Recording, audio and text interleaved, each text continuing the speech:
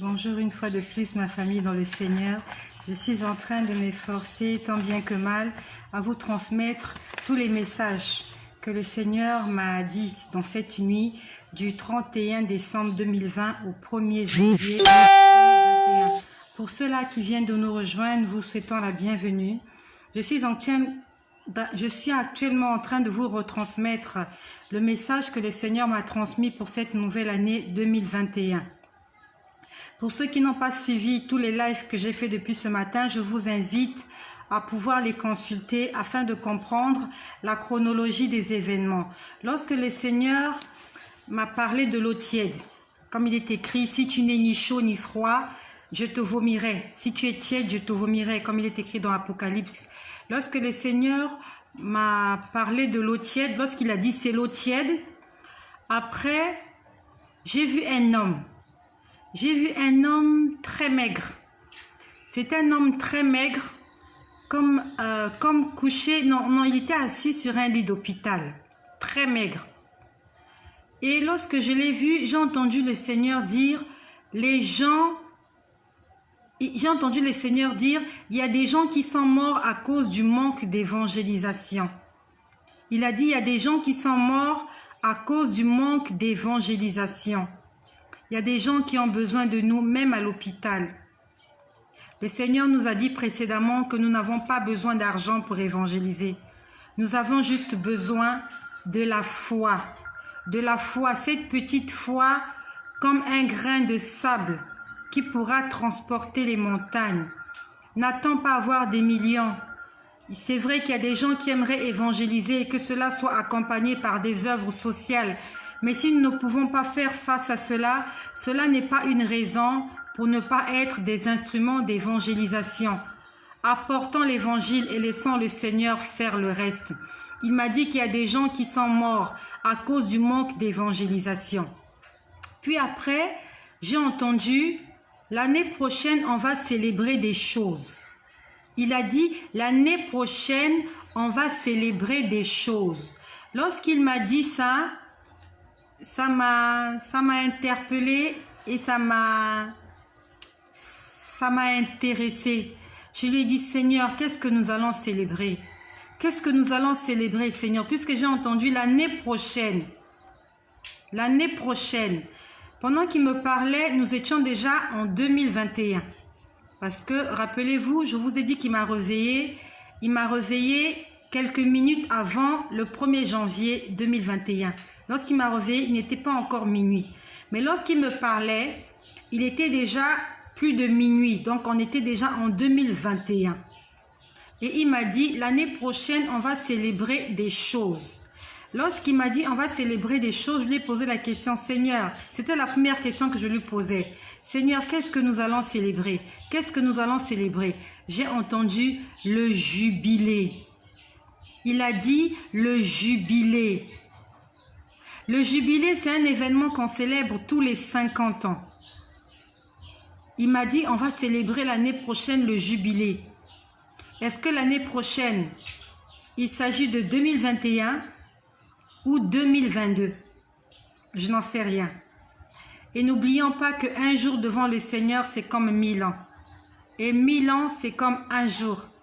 Lorsqu'il dit l'année prochaine, est-ce que c'est 2022? Est-ce que c'est dans 10 ans? Je n'en sais rien, mais il m'a dit l'année prochaine, nous allons célébrer le jubilé. Le jubilé, c'est un événement qu'on célèbre tous les 50 ans. Et étymologiquement parlant dans la Bible, le jubilé, lorsqu'on le célèbre, c'est la libération des esclaves et à l'annulation des dettes. Les esclaves sont libérés et les dettes sont soldées. Donc, si vous avez des dettes, ces dettes-là sont annulées. Si vous étiez esclave, alors vous devenez libre. Je ne sais pas en quelle année le jubilé sera célébré, mais le Seigneur m'a dit l'année prochaine. L'année prochaine. Sauf que Dieu ne compte pas les années comme vous et moi. Dieu ne compte pas les heures comme vous et moi. La preuve en est, j'ai fait une expérience que lorsque le Seigneur vient souvent me prendre en esprit, que le temps sur terre passe plus vite. Le temps sur terre passe plus vite. Pourquoi est-ce que je dis ça? Parce qu'une fois, c'était exactement le 1er novembre. C'était exactement le 1er novembre 2018, je crois. Lorsque le Seigneur était venu me prendre, c'était la fête de Toussaint, la fête des morts. Lorsque le Seigneur était venu me prendre dans l'après-midi, je me rappelle lorsque j'avais commencé à prier, il était 15 heures. Il y avait ma fille venait de dormir et je me suis dit pendant qu'elle dort, je vais vite profiter de prier. Et pendant que je priais, le Seigneur est venu me prendre et il m'a montré beaucoup de choses. Et c'est ce jour-là qu'il m'avait montré comment en enfer je voyais les gens tomber, où il y avait cette petite fille qui m'avait fait pleurer. Et lorsque je suis revenue à moi, il était 18 heures. Donc, quand j'ai vu la montre, lorsque j'ai commencé à prier, il était 15 heures. 16, 17, 18. Quand je suis revenue, il était 18 heures, je crois 30. Alors que j'avais l'impression que j'avais fait au moins 30 minutes maximum, 1 heure. Parce que si je vous relate ce que j'ai vu, ça ne correspond pas à 3 heures. Ce que j'avais vu ce jour-là ne correspondait pas à 3 heures de temps. Ça correspondait à moins de temps. Donc quand je suis revenue, il était 18h30, j'étais surprise. Je me suis dit, le peu de choses que j'ai vues là, je l'ai vu en 3 heures. Le temps terrestre et le temps céleste, ce n'est pas la même chose. Je ne sais pas vous faire une étude là-dessus. Je vous parle juste par rapport à mon expérience. Par rapport à mon expérience. Le temps terrestre et le temps céleste, c'est pas la même chose. Sur terre, le temps est plus lent. On a l'impression que c'est plus lent. Sur terre, le temps est plus lent. Et au ciel, le temps est plus court. C'est par rapport à l'expérience que j'ai vécue que je peux vous confirmer ces choses-là. Je n'ai pas de bouquin, je n'ai pas de formule mathématique pour vous démontrer cela. Mais le temps au ciel est plus court que le temps sur terre. Et le Seigneur m'a dit l'année prochaine, nous allons fêter le jubilé. Et pour ceux-là qui me suivent régulièrement, il n'y a pas longtemps, le Seigneur nous a dit, bientôt nous allons entrer dans une nouvelle saison. Dans une nouvelle saison. C'est ce qu'il m'a dit. Que lorsque vous voyez les fleurs tomber, lorsque vous voyez les fleurs qui ont jauni tomber et donner naissance à des feuilles qui sont vertes, alors le printemps arrive. Pour ceux qui me suivent régulièrement. Et je sais que ce sont des enseignements spirituels. Ce sont des enseignements, des révélations spirituelles. Il m'a dit bientôt ça sera le temps du jubilé. Le temps du jubilé. Où les esclaves seront libérés. Où les dettes seront annulées. Et personnellement, là je vous parle personnellement, je crois que ce temps de jubilé, c'est l'enlèvement de l'épouse. Parce que tant que nous sommes sur terre, nous serons toujours confrontés à la difficulté, à la persécution. Et le seul endroit où il n'y a pas de pleurs, il n'y a pas de cris, c'est au ciel.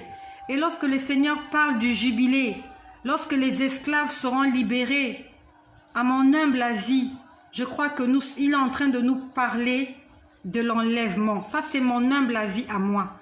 Il a parlé du jubilé. Et après, il a dit, arrêtez de prendre des résolutions. Il a dit arrêtez de prendre des résolutions.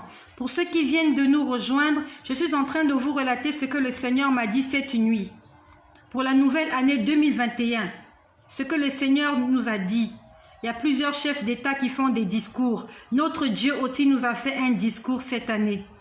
Et pour ceux qui viennent de nous rejoindre, si vous ne comprenez pas, je vous conseille d'aller écouter les vidéos précédentes. Je crois la 6e ou la 7e vidéo que je fais aujourd'hui. Il m'a dit, tu vas le leur transmettre lentement. Il m'a dit, ne va pas vite. Dis-leur lentement ces choses afin qu'ils comprennent. Parce que si tu leur dis tout, du coup, ils ne comprendront pas. Donc le Seigneur, au départ, nous a demandé d'être des ambassadeurs pour la gloire de son nom sur terre, de prêcher l'évangile. Et après, il nous a montré la moisson qui est remplie de criquets. Il nous a donné les armes pour combattre contre les criquets. Il a dit, je vous ai donné le vaccin, je vous ai donné l'antidote. Il a dit, j'ai doté vos mains d'une puissance afin que vous puissiez faire des miracles. Il nous a dit qu'on n'a pas besoin d'argent pour faire ces choses-là. On a juste besoin de la foi. Il m'a dit la foi que vous avez, aussi petite soit-elle comme un grain de sable, c'est avec elle que vous allez transporter et déplacer des montagnes. Et après, il m'a parlé de Pamela. Quand il me parle de Pamela, il me parle de toutes ces personnes-là à qui il a donné une mission et qui ne sont pas en train de respecter cette mission. Et je pouvais entendre Pamela se plaindre en train de dire c'est ma faute.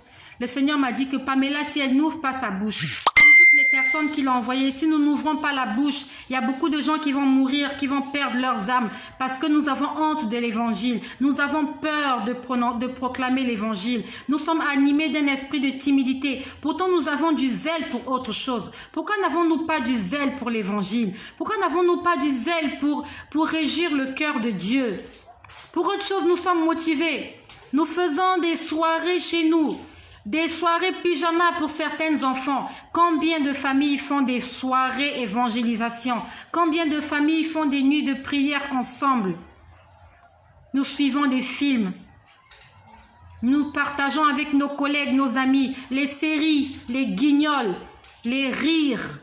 Nous les partageons sans arrêt. Mais est-ce que nous partageons l'évangile, l'essentiel même? L'essence même de la vie, nous ne partageons pas. Nous avons honte de proclamer que nous sommes chrétiens. Nous avons honte. Et le Seigneur a commencé à nous parler en nous disant nous devons être des ambassadeurs.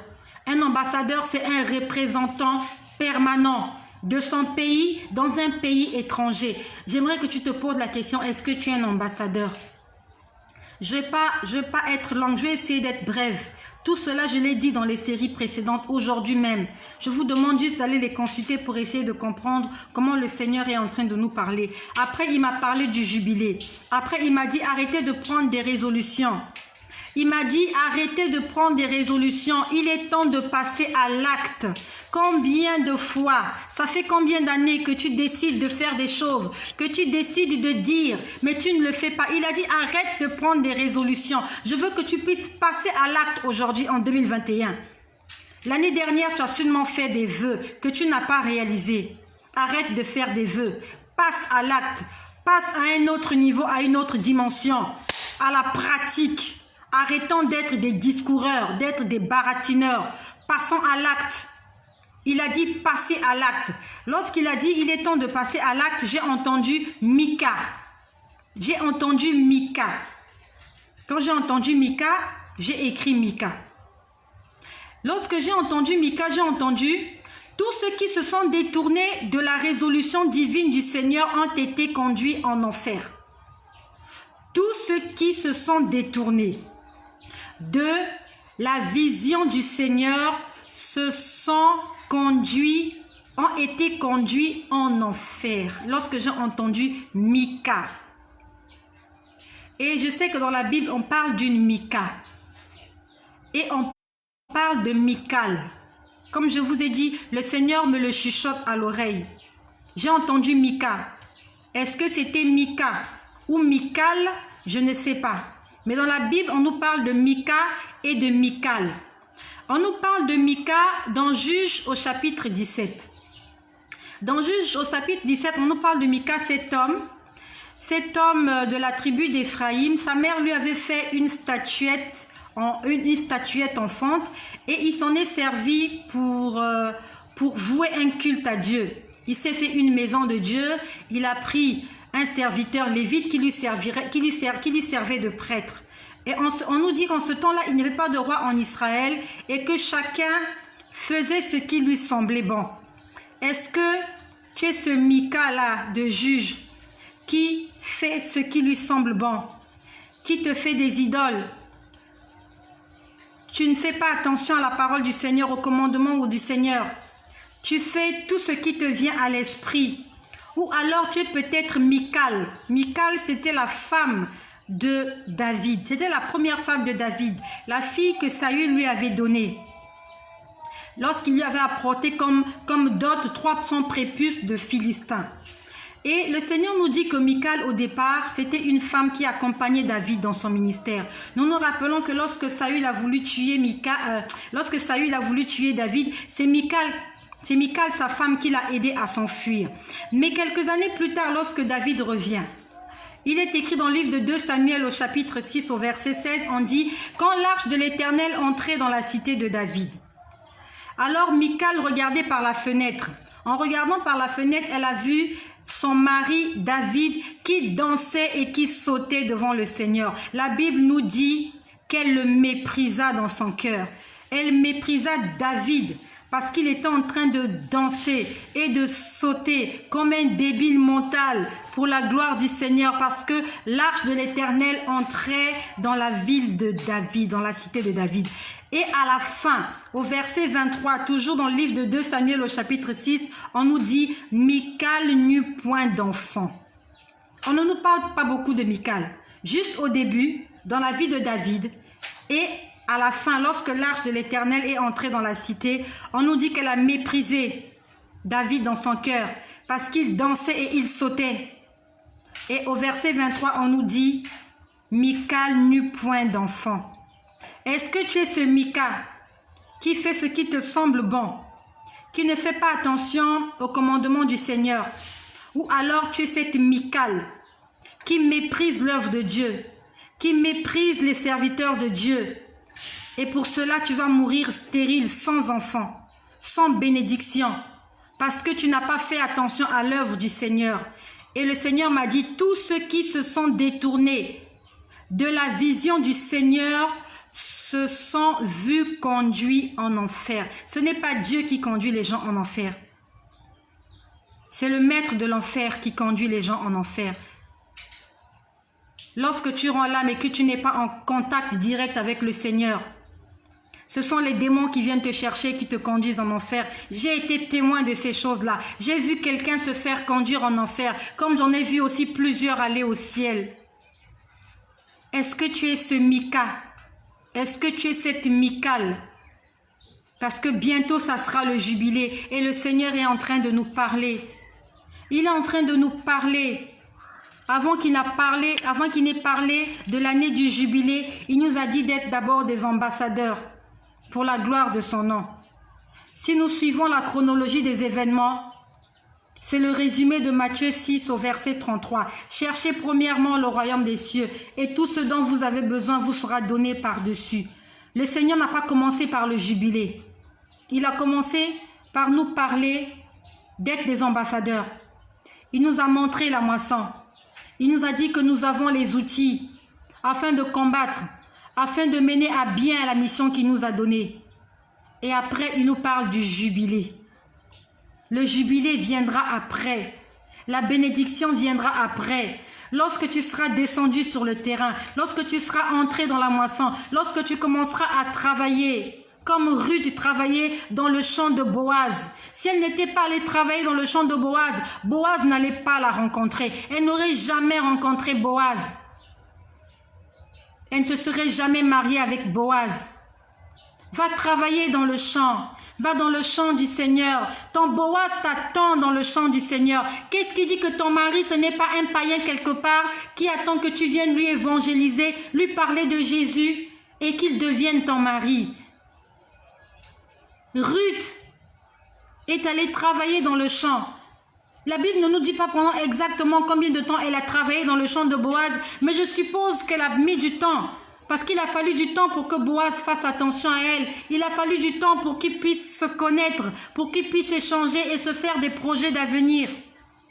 C'est parce qu'elle est restée dans le champ. Elle n'a pas changé de champ. Elle se réveillait tous les matins et c'est là qu'elle trouvait de quoi manger pour elle et pour sa belle-mère Naomi. C'est dans le champ que nous allons trouver de quoi manger. C'est dans le champ que nous aurons nos bénédictions. Ruth ne travaillait pas ailleurs. Naomi ne travaillait pas. Mais le fait qu'elle se réveille tous les matins, qu'elle allait dans le champ, elle a trouvé sa bénédiction. Lèvons-nous. Descendons dans le champ, dans la moisson, avec les insecticides pour tuer les insectes, avec nos mains faisant des miracles, avec notre foi déplaçant des montagnes. Le Seigneur est en train de nous parler. Toi qui as des résolutions pour 2021, le Seigneur a dit arrête de prendre des résolutions, passe à l'acte. Passons à l'acte. C'est l'année de la concrétisation. C'est l'année de l'acte. Passons à l'acte. Arrêtons de parler. Toi qui as promis à la fille d'autrui que tu vas l'épouser, en 2021, il faut que tu passes à l'acte. Toi qui as promis au Seigneur que tu seras à son service, en 2021, il faut que tu entres dans le service. Arrête de parler, arrêtons de parler, arrêtons de prier seulement dans nos prières. Allons, le Seigneur veut voir des actes concrets. Il veut nous voir en mouvement, dans la moisson, cherchant la volonté du Seigneur. Je ne sais pas quand est-ce que je pourrais vous terminer cela. J'ai écrit sur 13 pages et je suis actuellement à la 7e page seulement. J'ai écrit sur 13 pages pendant que le Seigneur m'a parlé toute cette nuit. 13 pages. Et jusque-là, je ne vous ai retransmis que 7 pages. Je vais faire de mon mieux de vous transmettre ces choses, mais je crois déjà que nous avons une vision de ce que le Seigneur attend de nous. Soyez richement bénis chez vous. Soyez richement bénis chez vous, vous qui croyez en ces choses, vous qui croyez en Jésus, en ce ministère. Et passons à l'acte, au nom du Seigneur Jésus-Christ. Que la gloire, l'honneur et le règne reviennent pour toujours.